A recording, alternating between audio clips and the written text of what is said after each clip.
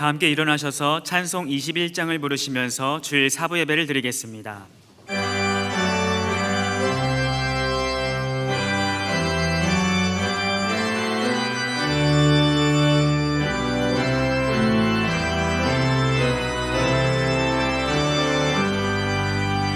다 찬양하여라 전능왕 창조의 주께 내어나 주 찬양 영광과 구원의 주님 성도들아 주 앞에 이제 나와 즐겁게 찬양하여라. 다 찬양하여라 놀라운 만유의 주께 포근한 날개 위 늘 부어주시는 주님 성도들아 주님의 그 안에서 내 소원 다 이루리라. 다 찬양하여라 온 몸과 마음을 바쳐 이 세상 만물이 주 앞에 하나와 찬양 성도들아 기쁘게 소리 높여 영원히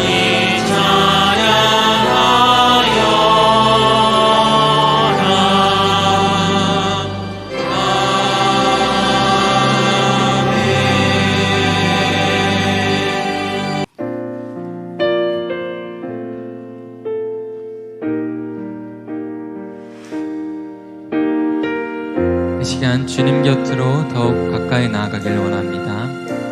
주님 곁으로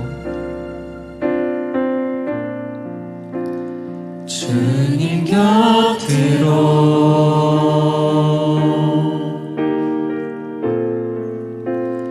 날 이끌소서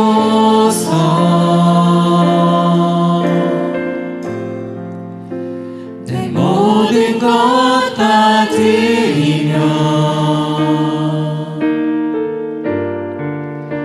주 음성 듣기 원하네. 나의 참 소망 나의 참 소망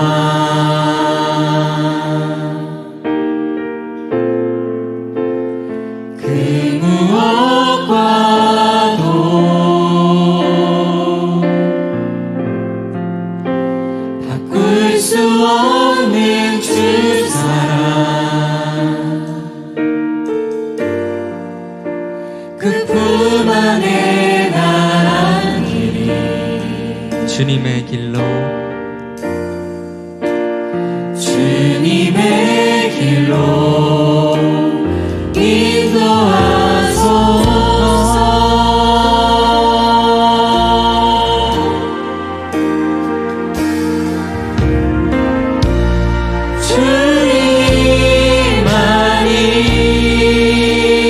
주님만이 내 모든 것 되시니 주님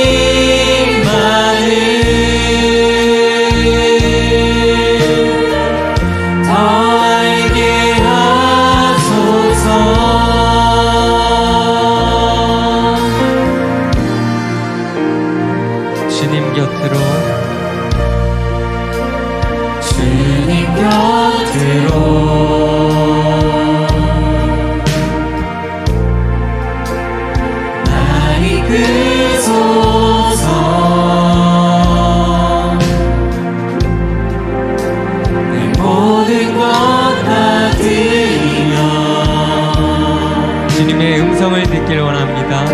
주성 뵙기 원하네. 나의 참 소망, 나의 참 소망.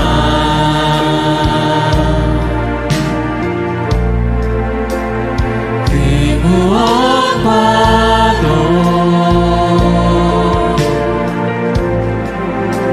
바꿀 수 없는 주 사랑, 그뿐 안에 난 주님의 길로 주님의 길로 우리를 인도하소서. 인도하소서. 주님만이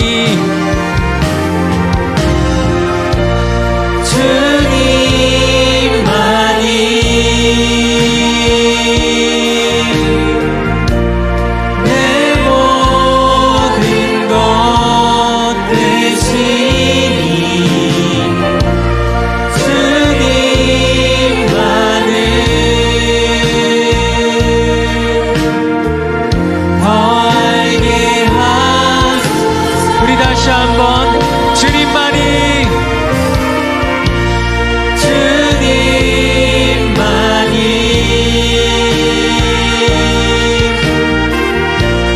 내 모든 것 대신 이 시간 주님만을 더욱 알게 하소서.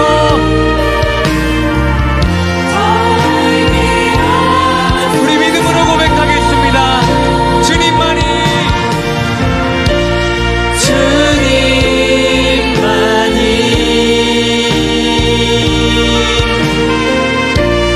내 모든 것 대신이 주님만을 더 알게 하소서. 더 알게 하소서. 더 알게 하소서. 더 알게 하소서. 더 알게 하소서. 주님께 영광의 박수로 나아가겠습니다.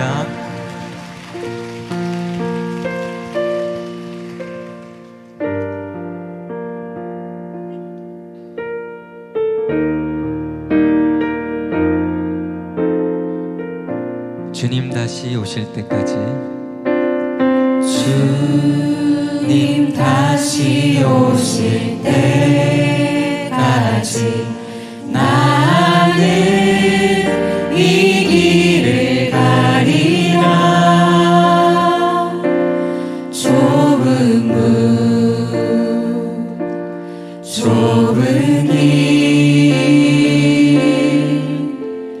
나의 십자가 지고 나의 가는 이 길 끝에서 나의 가는 이 길 끝에서 나는 주님을 보리라. 영광의 내 주님 나를 맞아주시리. 주님 다시 오실 때까지 주님 다시 오실 때까지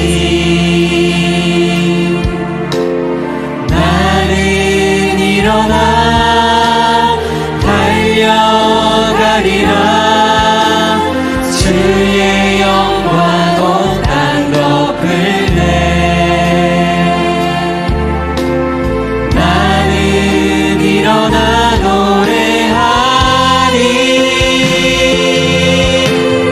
내 사모하는 주님 온 세상 구주시라. 내 사모하는 주님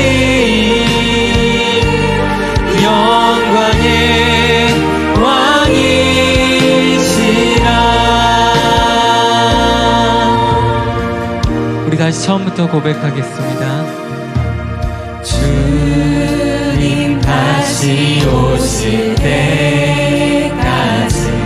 나는 이 길을 가리라. 좁은 길일지라도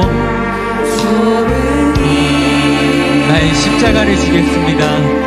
나의 십자가 지고 나의 가는 이 길 끝에서 나의 가는 이 길 끝에서 나는 주님을 보리라. 영광의 내 주님 나를 맞아주시니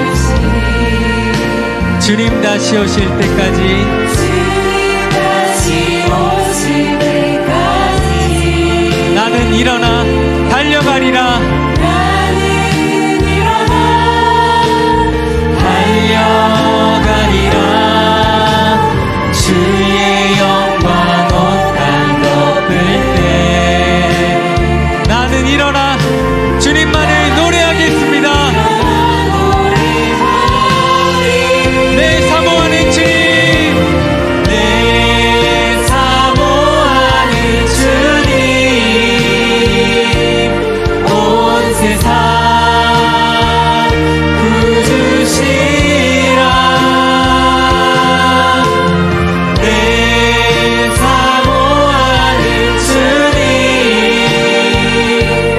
영광의 왕이시라. 우리 믿음으로 내 사모하는 주님, 내 사모하는 주님 온 세상 구주시라. 내 사모하는 주님 영광의 왕이십니다.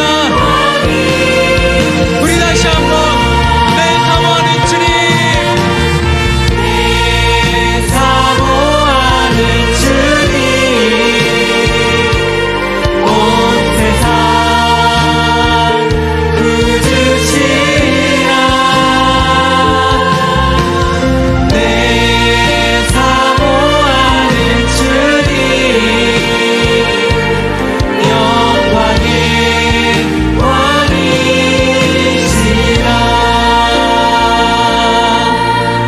왕이시라. 이 시간 함께 오늘 드릴 예배를 위해서 간절히 기도하며 나아가겠습니다. 하나님 말씀은 열왕기상 18장 30절에서 40절까지 말씀입니다. 구약성경 548페이지입니다. 열왕기상 18장 30절에서 40절까지의 말씀 제가 봉독하겠습니다. 엘리야가 모든 백성을 향하여 이르되 내게로 가까이 오라. 백성이 다 그에게 가까이 가매 그가 무너진 여호와의 제단을 수축하되 야곱의 아들들의 지파의 수요를 따라 엘리야가 돌 12개를 취하니 이 야곱은 옛적에 여호와의 말씀이 임하여 이르시기를 내 이름을 이스라엘이라 하리라 하신 자더라. 그가 여호와의 이름을 의지하여 그 돌로 제단을 쌓아 제단을 돌아가며 곡식 종자 2세알을 돌만한 도랑을 만들고 또 나무를 버리고 송아지의 각을 떠서 나무 위에 놓고 이르되 통 넷에 물을 채워다가 번제물과 나무 위에 부으라 하고 또 이르되 다시 그리하라 하여 다시 그리하니 또 이르되 세 번째로 그리하라 하여 세 번째로 그리하니 물이 제단으로 두루 흐르고 도랑에도 물이 가득 찼더라. 저녁 소재 드릴 때에 이르러 선지자 엘리야가 나아가서 말하되 아브라함과 이삭과 이스라엘의 하나님 여호와여 주께서 이스라엘 중에서 하나님이신 것과 내가 주의 종인 것과 내가 주의 말씀대로 이 모든 일을 행하는 것을 오늘 알게 하옵소서. 여호와여 내게 응답하소서. 내게 응답하옵소서. 이 백성에게 주 여호와는 하나님이신 것과 주는 그들의 마음을 되돌아 돌이키심을 알게 하옵소서 하매 이에 여호와의 불이 내려서 번제물과 나무와 돌과 흙을 태우고 또 도랑에 물을 핥은지라. 모든 백성이 보고 엎드려 말하되 여호와 그는 하나님이시로다 여호와 그는 하나님이시로다 하니 엘리야가 그들에게 이르되 바알의 선지자를 잡되 그들 중 하나도 도망하지 못하게 하라 하매 곧 잡은지라. 엘리야가 그들을 기손 시내로 내려다가 거기서 죽이니라. 아멘. 이 시간 시온 찬양대에 찬양이 있겠습니다.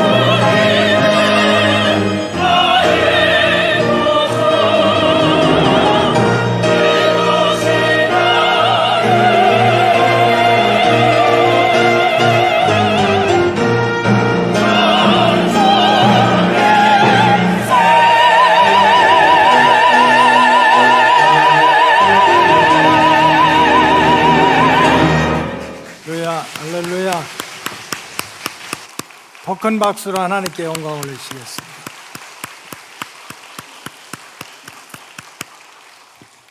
자, 오늘은 말씀과 삶 시리즈 34번째 말씀으로 850대 1, 850대 1의 승리라는 제목으로 함께 은혜를 나누도록 하겠습니다. 1대1과의 싸움도 쉽지 않고 또 2대1과의 싸움도 쉽지 않은데 850대 1로 싸운다는 것은 시작하기도 전에 이거는 이미 기가 질리고 두려워서 패배할 싸움입니다. 여러분들이 너무나 잘 아는 850대 1의 전쟁, 이 850대 1의 싸움은 어떤 전쟁입니까? 이 엘리야가 갈멜산에서 바알의 무당 450명, 아세라 무당 400명, 850명하고 엘리야 혼자서 850대 1로 싸운 전쟁입니다. 왕과 모든 백성들이 이 850명을 편드는 그런 전쟁입니다. 그리고 정말 바알과 아세라가 섬기는 이런 850명 무당들이 섬기는 신이 진짜 신인지, 또 그동안 이스라엘이 조상 대대로 섬겨왔던 하나님이 진짜 신인지를 싸우는 겨루는 영적인 전쟁입니다. 엘리야가 세상적인 힘으로 보면 도저히 이길 수 없는 전쟁입니다. 이건 힘으로도 안 되고 숫자로도 안 되고 이게 머리를 쓴다고 될 게 아닙니다. 한두 명이야지 850대 1로 어떻게 싸웁니까? 이기면 살지만 지면은 반드시 죽는 아주 절대절명의 전쟁입니다. 이기면 하나님께 영광을 돌리지만 지면 하나님까지도 망신시키는, 자기도 죽고 하나님까지도 망신시키는 위험한 전쟁이었습니다. 그런데 이렇게 위험하고 중요한 두려운 850대 1의 전쟁에서 엘리야가 간신히 아슬아슬하게 이긴 것이 아니라 완승을 거두었습니다. 완벽하게 이겼습니다. 8시에도 아멘 했고 9시 반에도 아멘 했는데 11시 반은 다 누가 앉아 있는지 구경만 하고 있어요. 다시 할게요. 이렇게 중요하고 위험하고 두려운 850대 1의 전쟁에서 엘리야가 간신히 이긴 것이 아니라 완벽하게 이겼습니다. 모든 사람들이 보는 앞에서 하늘에 불이 떨어져 가지고 850명의 그러한 원수들을 물리쳤어요. 12통이나 쏟아부은 그 장작더미 흥건히 젖은 제단에 불이 떨어졌고, 그 제단 위에 있던 제물이 온전히 타가지고 하나님께 흠향받는 제물이 됐습니다. 이 바알과 아세라 무당들이 자기들의 신의 이름을 부르면서 춤추고 노래하고 굿하고 자기들의 몸에 피가 흐르도록 난리를 쳤지만, 이런 바알과 아세라 무당 850명이 온 백성이 보는 앞에서 죽임을 당하게 되는 완벽한 승리였습니다. 엘리야가 850대 1의 전쟁에서 대승을 거둔 것입니다. 여러분, 사람은 누구나 인생을 살아가는 동안에 850대 1의 전쟁을 순간순간 맞이하게 됩니다. 내가 정말 건강하다고 팔팔하다고 생각했는데 어느 날 병원에 가서 조금 속이 안 좋아서 갔다 오랬더니 세상에 이 암덩어리가 1기, 2기, 3기, 4기가 있는데 4기 중에도 이제 완전히 끝자락이라고 하는 얘기를 들었을 때 그게 850대 1의 전쟁입니다. 이제는 세상의 의술로도 내 지식으로도 가족들을 동원해도 해결할 수 없는 문제가 바로 850대 1의 전쟁입니다. 내가 먹을 것 먹지 않고 입을 것 입지 않고 쉴 때 쉬지 않고 오직 자식 하나 잘 키워보겠다고 그렇게 노력을 했는데 그 자녀가 부모의 뜻을 모르고 세상에서 허랑방탕하고 살다 죄져가지고 사랑구실 못해서 내가 어떻게 할 수 없는 상황에 빠졌을 때 그것이 바로 850대 1의 전쟁입니다. 내 힘으로 해결할 수 없는 거죠. 내가 무슨 엄청난 부자가 되고 떵떵거리는 것이 아니라 그저 몇 명 안 되는 가족들과 행복하게 지내기 위해서 남들 잘 때 자지 않고 쉴 때 쉬지 않고 그렇게 열심히 일을 했지만은 내일 끼니를 걱정하는 그런 가난의 귀신이 나를 사로잡고 있다면 나는 지금 850대 1의 전쟁 속에 휘말려 있는 것입니다. 내 경력으로도 안 되고 학벌로도 안 되는 거예요. 목회도 마찬가지입니다. 참 이렇게 평안하고 하나님께 감사를 돌릴 때도 있지만은 어느 순간에는 850대 1의 전쟁처럼 이러지도 못하고 저러지도 못하는 그러한 시련을 겪을 때가 있습니다. 제가 신학교를 졸업하고 처음으로 시골에 가가지고 산자락 밑에 강가에 교회를 개척할 때, 예배당도 없고 주택도 없을 때 그 동네에 무당 둘이 있었어요. 850대 1이 아니고 2대 1입니다. 하나는 산무당이고 하나는 강무당이야. 그래서 산무당은 밤새도록 맨날 올라가지고 꽹가리 치면서 명태 2마리 꼼짝 마라, 날만 새면 내 차지다, 그냥 먹어. 그러면 그 산무당이 그냥 예배당도 없고 주택도 없는 전도사를 갖다 가장 욕하고 물고 뜯는 거예요. 또 하나는 금강 강가에서 고기 잡는 사람들을 위해 가지고 깃발 올려놓고 제사 드려주는 강무당이 있었어요. 강무당은 맨날 제가 사는 집 둘레를 아침마다 돌아가면서 대나무 붙들고 나서 우 해가지고 아주 꿈에도 나타나요. 꿈에도 나타나 그냥. 그런 산무당하고 강무당하고 시달릴 때 얼마나 힘들었는지 몰라요. 하나님의 은혜로 산무당은 일찍 죽어서 고맙고, 강무당은 맨날 대나무 자락 흔들리고 돌아다니다가 풍이 와가지고 넘어져가지고 그 사람을 내가 1년 동안 주물러 가지고서 고침받게 해서 예수 믿고 나중에 공주 읍내로 나와서 공주 제1교회 여자 권사님까지 됐어요.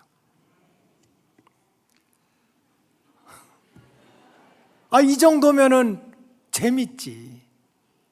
근데 이제 꿈을 가지고 미국에 가서 이제 개척교회를 시작을 하는데, 부부를 앉혀놓고 가정에서 이렇게 예배를 드렸는데 세상에 3개월 사이에 15배가 부흥을 했어요.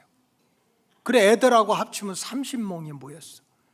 대한민국 역사에 3개월 만에 15배를 부흥시킨 목사 있으면 나와보라고 그래요. 엄청나게 막 가슴이 뛰는 그런 기쁨이 있었어요. 근데 그때 우리 교회 이렇게 얼마 온지 안 되는 이제 아주 덩치가 큰 성도님이 한 분 계셨는데 엄청나게 효자예요, 효자.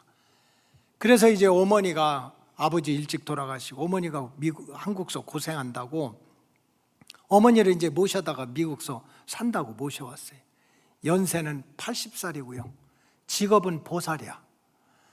조계종을 얼마나 평생 섬겼는지 절을 2개를 짓고요. 그래서 조계종에서 보살이라고 뭐 이렇게 인 떠주고 이래가지고 인도 성지순례를 조계종에서 보내줬던 분이야. 근데 이제 이분이 70세가 넘어가면서 이제 치매가 와가지고 정신이 왔다 갔다 하는 거예요. 그러니까 이 아들이 불쌍해가지고 그 어머니를 미국으로 모셔와가지고 이제 이 아들도 교회 온 지가 얼마 안 되는 거지.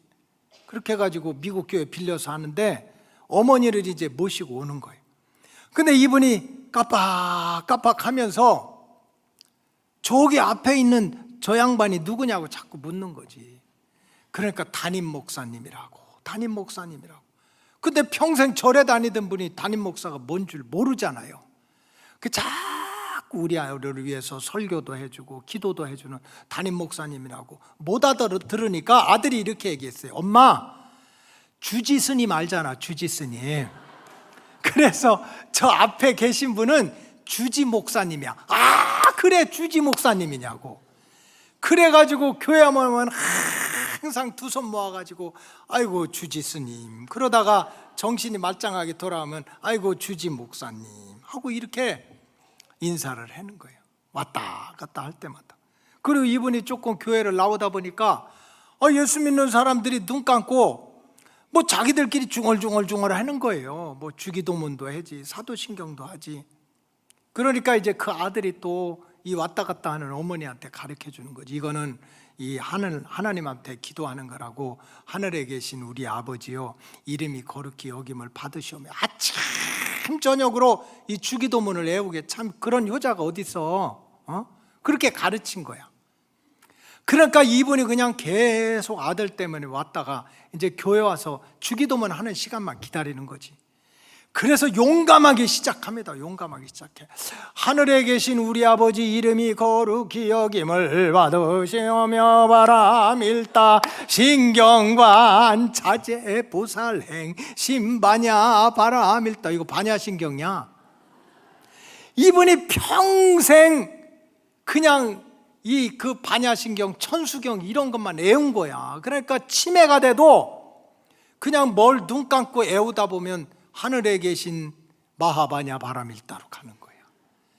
그러니 이게 예배가 얼마나 방해가 됩니까? 젊은 사람들은 주기도만 하늘에 계신 막 내가 웃지 말라고 그렇게 야단을 해도 웃고. 세상에 이게 영적인 전쟁이지. 영적인 전쟁이지.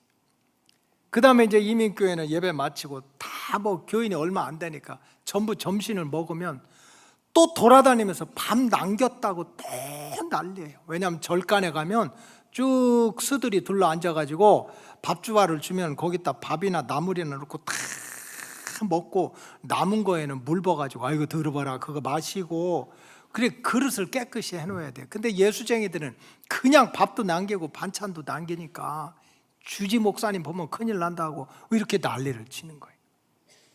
그러니 얼마나 영적인 시험이 많습니까? 그런데도 세상에 하나님은 살아계셔가지고 하나님은 살아계셔서 그렇게 80살에 치매 걸려가지고 미국까지 이렇게 효자 때문에 온 그분이 세상에 교회 와서 바뀌고 그 다음에 나중에는 정신 바짝 차리고 주지에 주자도 안 나오고 주기도문도 끝까지 하고 자기 이름으로 고백하고 예수 영접하고 천국 백성이 돼서 건강하게 90살까지 살다가 하나님께 부름받은 줄로 믿습니다. 여러분 사람들마다 자기가 피할 수 없는 850대 1의 전쟁이 있는 거예요. 이거 내 힘으로는 절대 이겨낼 수 없는 전쟁이 있는 거예요. 이게 자식 문제든지 건강 문제든지 물질 문제든지 내 인생이든지. 그러나 이 싸움에서 지면 나도 죽고 하나님도 망신이야. 그래서 우리는 어떻게든지 이 내 힘으로는 숫자로 감당할 수 없는 이 850대 1의 전쟁에서 승리하는 믿음의 길을 걸어가야 돼요. 그런데 그게 쉽지 않습니다. 지금 우리가 살고 있는 이 세상은 어떤 세상입니까?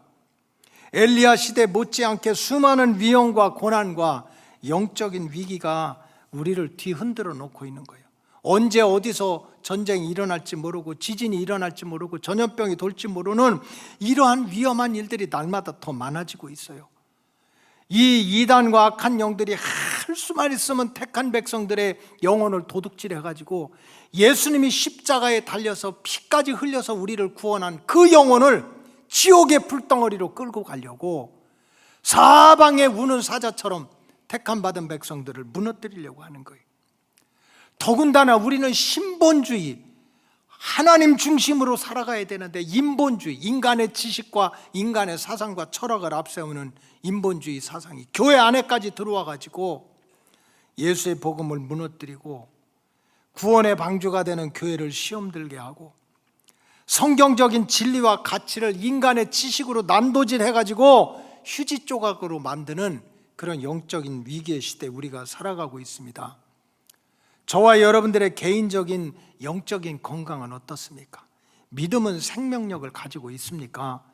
어떤 사람은 믿음을 통해서 살아나고 어떤 사람은 믿음을 통해서 고침받고 어떤 사람은 믿음을 통해서 영은 거룩해져서 하나님과 친밀하고 육체는 복을 받고 혼은 하나님이 주시는 평안으로 가득 차가지고 주와 함께 길 가는 것 즐거운 일 아니냐고 찬송을 부르고 있다고 하는데 정말 내 안에 있는 믿음은 살아 있습니까? 주님을 섬기고 주님을 진심으로 사랑하고 그런 거룩한 습관은 잘 지켜가고 있습니까? 그저 예배를 존중하고 뜨겁게 찬양하고 부르짖어 기도하다 응답받아가지고 이것이 나의 간증이요 이것이 나의 찬송이라고 고백하고 살아가던 때가 얼마만입니까? 지금은 예배를 드리지 않고 기도하지 않아도 전혀 두렵지도 않고 부끄럽지도 않고 보아도 깨닫지 못하고 들어도 깨닫지 못하고 그저 믿음 안에서 걷고 뛰고 하나님을 찬양하지 못하고 영적인 안진뱅이가 돼가지고 아무것도 못하는 거야. 영적 문둥병자가 돼가지고 내 영이 상하고 내 육체가 문드러져 가고 있는 것도 모르는 거예요. 이런 위기가 지금 우리를 사로잡고 있습니다. 결과적으로 악한 영의 종노릇하고 세상 풍조에 휩쓸려서 아무것도 못하다가 무능력한 그리스도인으로 살아가는 사람들이 점점 많아지고 있는 세상입니다. 따라하시기 바랍니다. 영적으로 깨어야 한다. 영적으로 깨야 됩니다.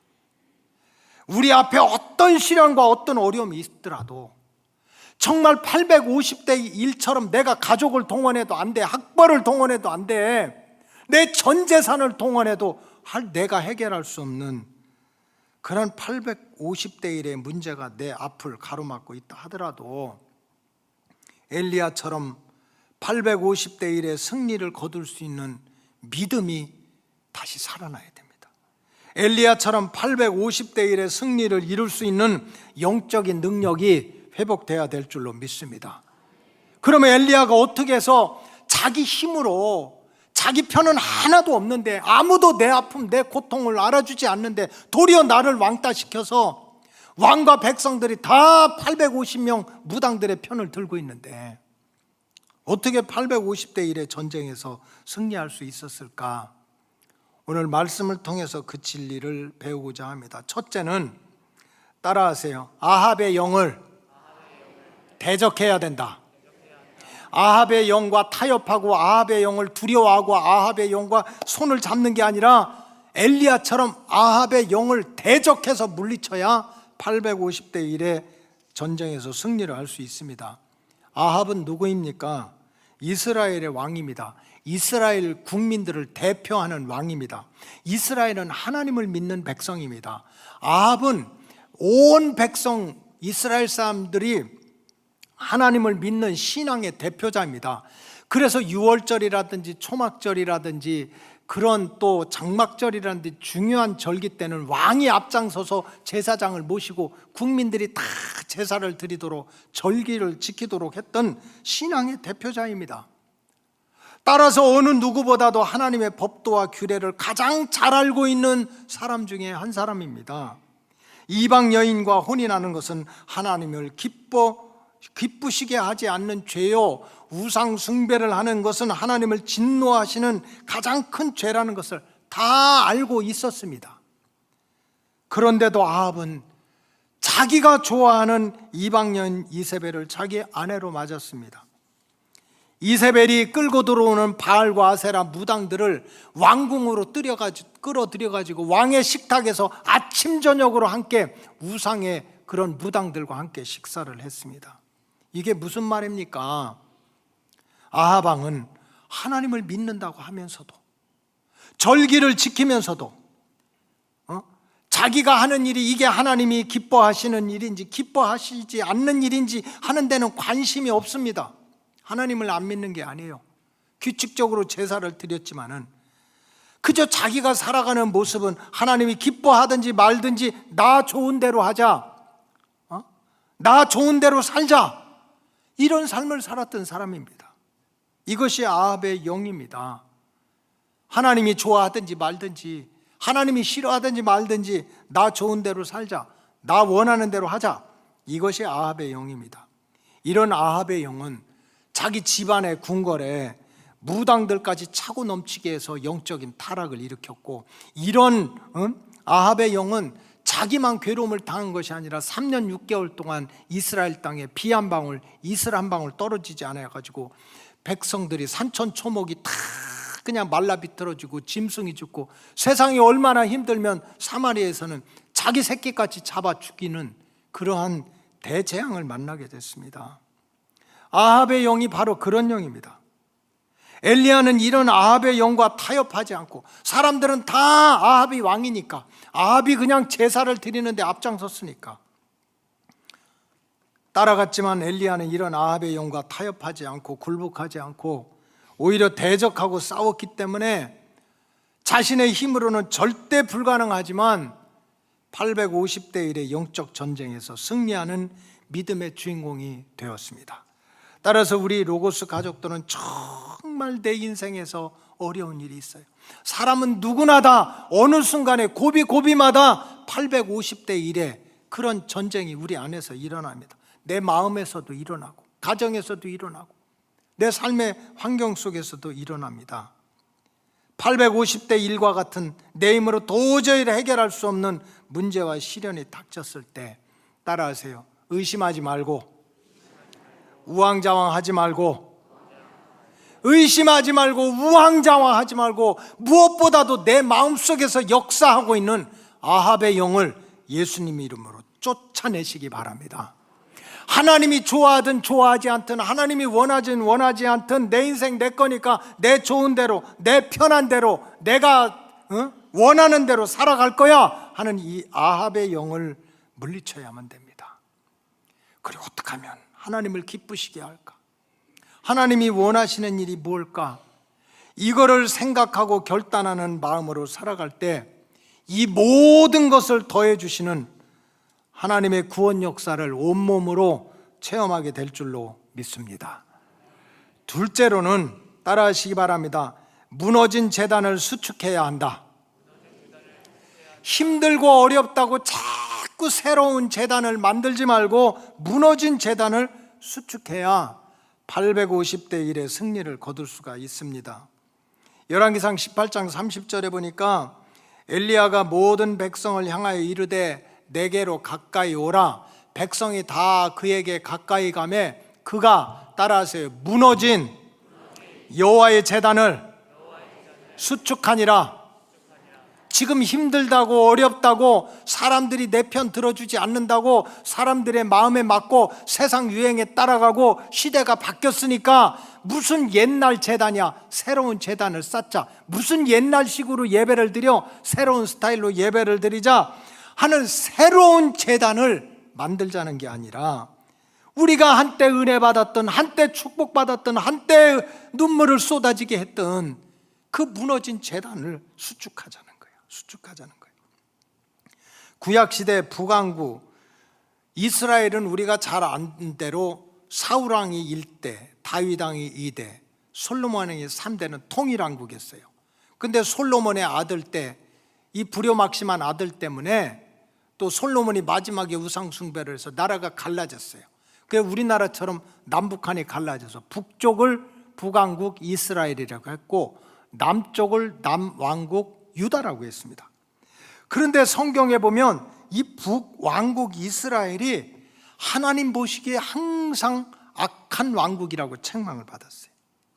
북이스라엘은 여로보암 왕으로부터 시작해서 마지막 왕 호세아까지 19명의 왕이 있었습니다. 근데 그 19명의 왕들이 모두가 다 악하다 하는 이런 책망을 받았습니다. 여러분 19명의 왕 중에 착한 사람은 없었겠어요? 백성들을 위해서 못된 왕도 있지만 어떻게든지 백성들 편안하게 살도록 그렇게 노력한 왕은 없었겠습니까? 선량한 왕은 왜 없었겠어? 그런데 처음부터 끝까지 너네는 악한 왕이야, 너네는 악한 왕이야, 이 왕국은 악한 왕국이야, 그렇게 하나님한테 책망을 받았습니다. 왜 그랬을까요? 여러 가지 이유가 있겠지만 성경의 역사를 살펴보면 북왕국 이스라엘은 새로운 단을 쌓습니다. 새로운 단을 쌓았어요. 통일왕국 시대에는 조상 때는 어떻게 했습니까? 이스라엘 백성들이 믿는 하나님은 오직 한 하나님이었어요. 이스라엘 사람들이 섬기던 제단은 오직 아브라함이 하나밖에 없는 아들 이삭을 제물로 드리라는 말씀에 순종해서 모리아산에 드렸던 그 땅 위에 솔로몬이 지었던 예루살렘 성전, 거기에서 한 하나님, 하나의 말씀, 한 성전을 섬기는 그런 믿음을 가지고 있었습니다. 그런데 이제 남북이 나눠지면서 북왕국의 여로보암 왕이 가만히 생각해 보니까 이스라엘 사람들이 북왕국에 있는 사람들이 정치는 갈라졌지만 절기를 지킨다고 자꾸 예루살렘 성전, 옛날에 있던 성전으로 자꾸 찾아가게 되니까 이제는 그들의 마음이 다시 그렇게 성전을 찾다가 남쪽 유다와 사이좋게 지낼까 봐 어떻게 했습니까? 열왕기상 12장 28절에 보니까 이런 말씀이 있습니다. 다 같이 한번 크게 읽겠어요. 시작. 이에 계획하고 두 금송아지를 만들고 무리에게 말하기를 너희가 다시는 예루살렘에 올라갈 것이 없도다. 이스라엘아, 이는 너희를 애굽 땅에서 인도하여 올린 너희의 신들이라 하고. 여로보암이 지금 백성들의 마음이 그 아브라함이 이삭을 바쳤던 그 제단, 솔로몬이 세웠던 제단, 그 본 제단을 잃어버리게 하고자 지금 북쪽 베델과 단에다가 금송아지 2마리를 만들어 놓고, 야, 이 금송아지 2마리가 우리를 구원했어, 애굽에서 우리를 구원했어, 이제 너희들 저 이스라엘, 저 예루살렘에 가서 하나님을 섬길 필요가 없어 하고 다른 단을 세우고 다른 신을 만들고 레위 지파가 아닌 다른 사람을 제사장으로 삼고 절기를 따로 만들어 가지고서 그 다음에 이스라엘 백성들의 마음을 미혹했어요. 물론 이렇게 다른 단을 쌓은 이유는 절대로 하나님을 잘 섬기기 위해서 그런 것은 아닙니다. 자기 욕심이었어요. 자기 욕심. 이스라엘 사람들이 예루살렘 성전에 가서 은혜 받고 또 형제들과 사이좋게 지낼까 봐 그저 자기 욕심을 위해서 다른 단을 만든 거예요. 이 일 때문에 이스라엘 왕들은, 북왕국의 왕들은 대대로 다른 단을 섬기는 왕들은 악하다는 책망을 면하지 못했습니다. 역사적으로 보면 구약시대뿐만 아니라 신약시대 지금까지 이단과 악한 영들은 항상 무너진 제단, 옛날에 은혜 받았지, 옛날에 눈물 뿌렸지, 옛날에 변화 받았지 하는 그 무너진 제단을 회복하는 것이 아니라 세상을 따라, 유행을 따라 자꾸 새로운 제단을 만듭니다. 성경에서 말하는 하나님이 아니라 다른 하나님을 말하는 거예요. 여러분, 성경에서 말하는 하나님은 어떻습니까? 이 눈에 보이는 세계와 보이지 않는 세계를 창조하신 분이래요. 우주를 섭리하신 분이래. 흙덩어리로 만들어진 인간의 생사화복을 주관하시는 분이래. 이래도 아멘 안 하고 저래도 아멘 안 하고 우리는 그렇게 수없이 설교를 듣고 믿고 지금까지 왔어요. 제가 유학을 가가지고 서쪽에서 굉장히 유명한 감리교 신학대학원에 들어갔습니다. 신학대학원에 들어갔어. 아주 굉장히 학자가 많은 학교입니다. 제일 자유주의 신학교요. 근데 모두 가까워서 거기를 갈 수밖에 없으니까 갔어요. 근데 거기 굉장히 유명한 교수님이 하나님에 대해서 설명을 하는 거예요. 하나님이 누구시냐고. 그러면 하나님이 천지 만물을 창조하시고 인간의 생사복을 주관하시고 세상 끝날까지 우리를 버리지 아니하시는 하나님이라면 그냥 겉으로라도 아멘 할 거 아닙니까? 전혀 다른 얘기를 하는 거예요. 여러분은 하나님이 누군 줄 압니까? 얼티미트 비잉이, 궁극적인 존재가 되시는 분이고 궁극적인 실제가 되시는 분인데 그 소리가 뭔 소리인지 지금도 모르겠어요. 하나님을 얘기하는데 전혀 다른 하나님을 얘기하는 거예요. 구원을 얘기하는데 세상에 우리가 지금까지 배운 구원은, 제가 요즘에 마틴 루터가 쓴 구원론이라는 이렇게 두꺼운 책을 아주 열심히 읽고 있는데, 마틴 루터가 종교 개혁을 하면서 왜 우리 기독교에서 성경에서 구원이라고 하는 말을 많이 하는가? 우리가 구원이라고 하는 말을 이해를 하려면 인간이 누구인지를 알아야 된다는 거예요. 인간이 병도 안 걸려, 죄도 안 져, 마귀한테 시달리지도 않아, 뭐 죽지도 않아. 인간에게 아무런 문제가 필요 없다면 구원이 필요 없다는 거예요. 근데 인간은 스스로가 자기 자신을 책임질 수 없을 정도로 어떤 때는 눈에 보이지도 않는 마귀에게 시달리고, 죄의 종로를 타고 악한 질병에 휘둘리고 원하는 행복은 되지 않고 불행하게 시달리고, 이런 고통 속에 사는 게 인간이니까 하나님은 사랑하는 인간을 구원해내야 되지 않느냐. 그래, 구원을 얘기하려면 인간을 먼저 봐야 된다는 거죠. 그런데 그 신학교에 갔더니요, 전혀 다른 얘기하는 거예요. 구원이 죄사함을 받는 것도 아니고 뭐 천국과 지옥이 있는 것도 아니에요. 무슨 정의와 평화를 이루는 게 구원이라고. 공산당도 정의를 외쳐요. 이슬람 그렇게 여자들 그냥 글도 못 배우게 하고 운전도 못 배우게 하고, 그냥 저기 지금 그 러시아 연방이었던 그 정말 상상도 못하는 일이 이슬람 그런 근본주의자들한테 벌어지는 거예요. 어느 나라는 3분의 1의 여자들이 결혼을 하는데 서로 이렇게 양쪽 가문이 맞아서 결혼하는 게 아니라 납치해서 결혼을 해요. 지금도 물건처럼. 그런데도 이슬람을, 저기 지금 이태원에 가보세요. 또 가지는 말고 거기 가면 사원이 있는데 내가 거기 가서 다 자기들이 선전하는 브루셔 다 가지고 왔어. 첫 번째가 뭔 줄 압니까? 이슬람 is the peace of religion 이렇게 써 있어. 이슬람 평화의 종교래. 뭐가 평화의 종교야? 여러분, 말은 얼마든지 할 수 있어요. 세상이 바뀐다고, 시대가 바뀐다고 전혀 다른 얘기를 하는 것이 새로운 단을 쌓는 거야. 옛날 우리 믿음의 조상들은 주일 성수하느라고 그저 농사 질 때 농사 짓지 않아서 요구 얻어먹고 그렇게 주일을 성수하려고 그랬는데도 시대가 바뀌었다고. 무슨 하나님이 꼭 주일날 11시에만 내려오시냐. 언제든지 계시니까. 그 다음에 무슨 지금이 시대가 어느 시대라고 소득의 11조를 드리냐고. 성경에는 11조를 갖다 드리지 않으면 하나님 걸 도적질하는 거라고 그랬는데도 시대가 바뀌었다고, 문화가 바뀌었다고 무슨 요새 그런 11조 얘기를 하느냐고. 예전에는 때를 얻든지 못 얻든지 목숨을 다해서 천하보다 귀한 영혼을 살려내는 게 이게 믿음이고 이게 은혜고 이게 성경에 기록된 말씀인데, 지금 종교의 자유의 시대인데 뭐 자꾸 전도하라고 그러냐고. 그래, 우리 교인 중에 한 사람도 그러더라고요. 목사님이 너무 좋대요. 너무 좋대. 진짜 좋대요. 그런데 목사님이 전시라 그런지 꼭 전도하라고 할 때는 정 떨어진대.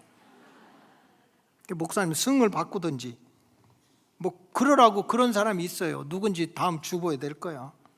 다 좋다는 거예요. 그런데 목사님이 전시라 전도하라는 게 아니고 예수님이 목숨 걸고 이루시고자 했던 것이 영혼 구원이잖아. 그걸 우리가 못하고 있으면 그거를 살려내야지. 무너진 제단을 살려내야지. 무너진 예배를 살려내고, 무너진 사랑을 살려내고, 무너진 기도를 살려내고, 무너진 헌신을 살려내야지. 새로운 제단을 쌓는 거. 지금 850대 1의 위기 속에 있는 엘리야가 백성들한테 한 얘기는 뭡니까?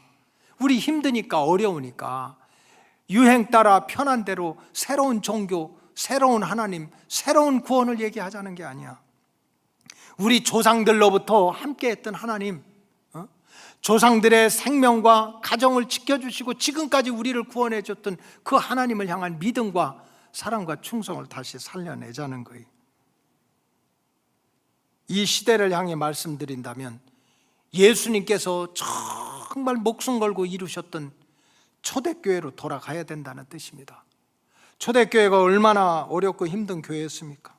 온갖 박해와 시련이 택한 백성들을 괴롭히고 있었어요.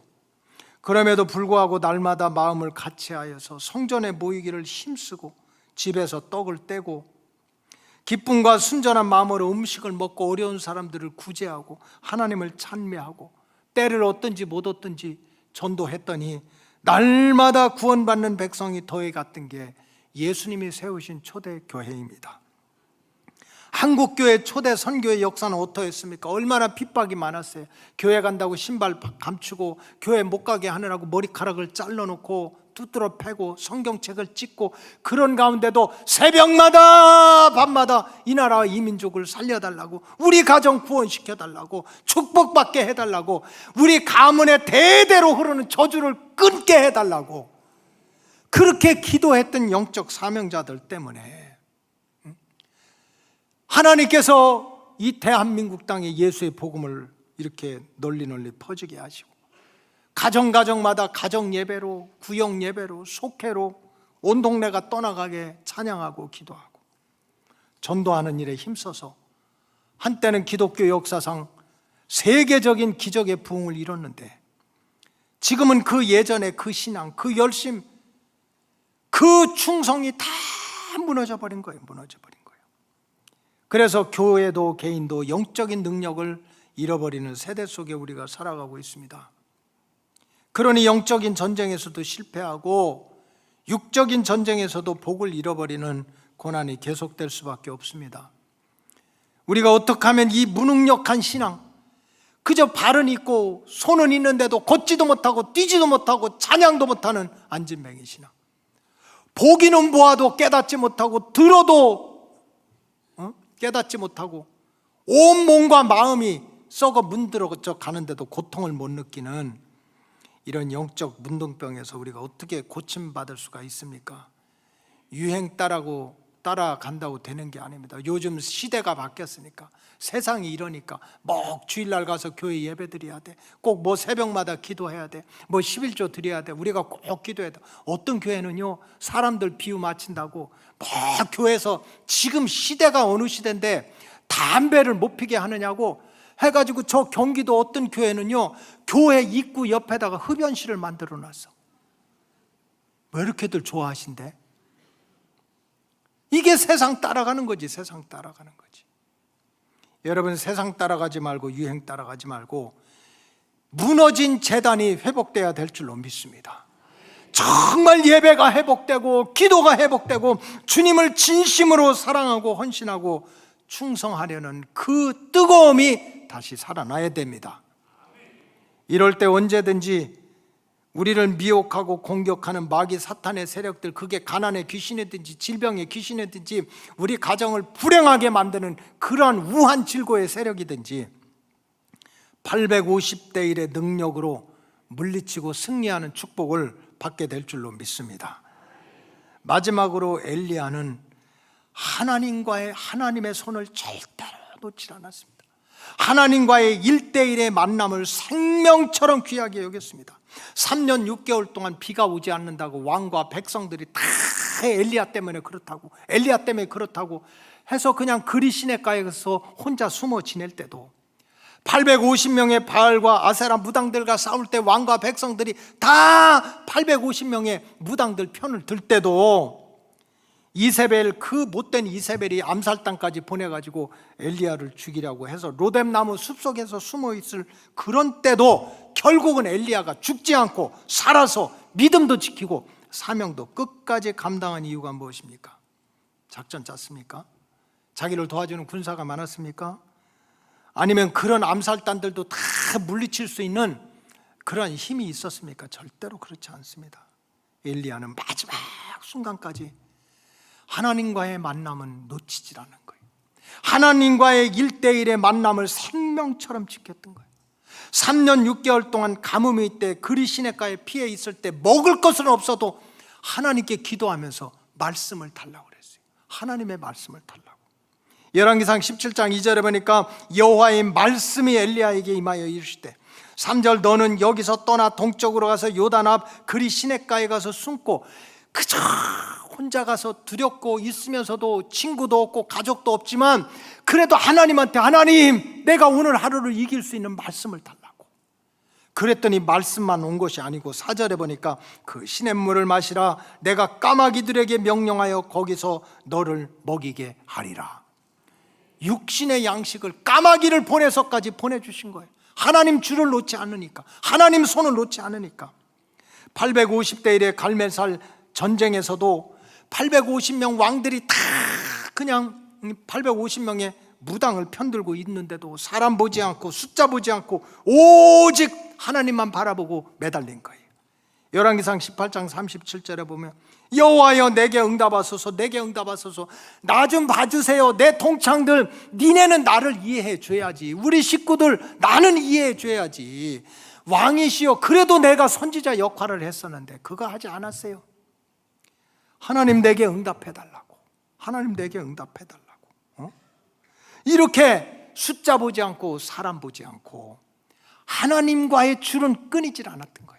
하나님과의 만남은 생명처럼 지켰어요. 마지막에 이세벨이 암살단을 보내서 죽이려고 했을 때 브엘세바로 도망가가지고 로뎀나무 숲에서 엘리야가 어떻게 기도한 줄 압니까? 그 브엘세바 로뎀나무 숲에서 이세벨이 죽인다고 사람을 보내니까 이렇게 기도해서, 하나님 나를 죽여달라고, 나 더 살고 싶지 않다고. 살려달라는 게 아닙니다. 얼마나 어려우면 하나님께 죽여달라고 그랬어. 죽여달라고 하는 그 말도 누구한테 했습니까? 하나님한테 한 거예요. 하나님한테. 열왕기상 19장 4절 다 같이 읽겠습니다. 시작. 자기 자신은 광야로 들어가 하룻길쯤 가서 한 로덴 나무 아래에 앉아서 자기가 죽기를 원하여 이르되 여호와여 넉넉하니 지금 내 생명을 거두시옵소서. 나는 내 조상들보다 낫지 못하니이다 하고. 엘리야는 뭐 이미 850명이 다 뭐 무당들이 내 편도 아니고 왕이 내 편도 아니고 가족도 내 편도 아니고 백성들도 동창들도 내 편이 아니고 그게 중요한 게 아니야. 나를 죽여달라고 하는 그 말도 누구한테 하는 거예요? 하나님한테 했단 말이야. 마지막 순간까지도 하나님과의 줄은 놓치지 않았던 거예요. 하나님과의 줄. 여러분들이 한번 제 앞에 와서 해보세요. 목사님, 저 좀 죽여주세요. 그러면 저는 그럴 거예요. 부목사한테 보낼 거예요. 내가 죽일 수는 없잖아. 부목사들이 죽이든지 살리든지. 저는 이 말씀을 듣고 대성통곡하고 기도했어요. 하나님 아버지, 우리 로고스 가족들이 세상에서 왕따 당하고 850대 1로 내가 아무것도 못해서 내 인생 끝났다, 이제 나 죽을 거야 하는 얘기도 하나님 앞에 하라는 거지. 하나님 앞에 하라는 거지. 사람 찾아가서 뭘 해결이 되겠어. 하나님 앞에서 해야지. 엘리야는 죽겠다, 이제 날 죽여달라는 말도 하나님 붙잡고 한 거예요. 여호와의 낯을 피했던 아담과 하와는요, 부끄러움을 당하고 하나님 보시기에 좋았던 에덴 동산에서 쫓겨났어. 여호와의 낯을 피했던 요나는 선지자면 뭐예요? 하나님의 종이면 뭐예요? 하나님의 낯을 피했던 인생의 대풍을 만났어요. 그러나 가뭄이 나서 도망가서 숨어 있을 때도, 갈멜산에서 850대 1로 왕따를 당하고 아무도 자기를 도와주지 않을 때도, 이세벨의 살기가 무서워서 도망간 자리에서 이제 내가 죽겠다고 나를 죽여달라고 하는 그 순간에도 엘리야가 씨름했던 건 하나님이에요. 하나님과의 1대1의 만남을 통해서 죽여달라는 소리까지 한 거지. 하나님과의 1대1의 만남은 절대로 놓지 않았던 거예요. 포기하지 않았어요. 생명처럼 지켰어요. 결과는 어떻게 됐습니까? 그 모든 시험과 환난을 이겨내는 850대 1의 승리자가 되었습니다. 여러분들 마음속에 그럴 거예요. 엘리야니까 그렇지. 엘리야니까 그렇지. 엘리야는 하나님의 종이고, 세상에 기도하니까 사르밧 가부의 쌀통과 기름통이 그냥 막 차고 넘치고, 기도하니까 죽은 자를 살려내는 엘리야 정도니까 그렇지. 이거는 지금 여러분들이 마귀에게 속고 있는 거예요. 성경에 보면요, 엘리야도 우리와 똑같은 사람이었다고 그랬어요. 자, 야고보서 5장 17절 다 같이 읽겠습니다. 시작. 엘리야는 우리와 성정이 같은 사람이로되 그가 비가 오지 않기를 간절히 기도한즉 3년 6개월 동안 땅에 비가 오지 아니하고. 엘리야는 우리와 똑같은 사람이에요. 성정이 똑같아. 성질도 똑같고 정도 똑같고 우리랑 똑같다는 거야. 죄도 짓고 절망도 하고 두려워하고 그저 기적을 베풀어서 신났다고 하기도 하고, 이세벨을 죽인다고 하니까 그냥 나 살려라고 도망가가지고 그 두렵고 떨고, 우리랑 다를 게 하나도 없다는 거예요. 엘리야는 대단하니까 그랬죠. 850대 1로 이겼지. 우리나 엘리야나 똑같다는 거예요. 그러나 엘리야는 어떤 순간에도 그저 하나님과의 1대1의 만남을 끊이지 않고 3년 6개월 동안 그가 비가 오지 않기를 간절히 기도했어. 누구한테 했을까? 하나님 만나서 한 거지. 그랬더니 비가 오지 않아요. 18절에 다시 기도한 즉 하늘이 비를 주고 땅이 열매를 맺었다. 우리와 똑같은 엘리야였는데, 여러분, 우리 로고스 가족들도 엘리야와 같은 영적인 능력을 꿈꾸시기를 주의 이름으로 축복합니다. 엘리야와 우리는 하나님 보실 때 똑같은 사람이라는 거예요. 그래서 엘리야처럼 내 속에서 일어나는 아합의 영, 뭐 하나님이 좋아하든지 말든지 나는 내 뜻대로 내 원대로 살 거야 하는 이 아합의 영을 어떻게 하든지 순간순간 끌어내시고, 세상이 바뀌고 유행이 바뀐다고 하더라도 정말 조상 대대로 성경대로 기록된 대로 말씀한 대로 도리어 무너진 재단을 수축해서 주님을 향한 첫사랑을 회복하고, 내가 어떤 순간에도 하나님과 1대1의 만남을 생명처럼 귀하게 여기고자 우리가 씨름을 하면 세상은 흔들리고 사람들은 변해도 내가 감당할 수 없는 수많은 문제와 아픔들 속에서도 엘리야처럼 때마다 시마다 850대 1로 이기게 하시는 하나님의 역사를 온몸으로 체험하게 될 줄로 믿습니다. 기도하겠습니다. 하나님, 850대 1의 승리의 역사를 배웠습니다.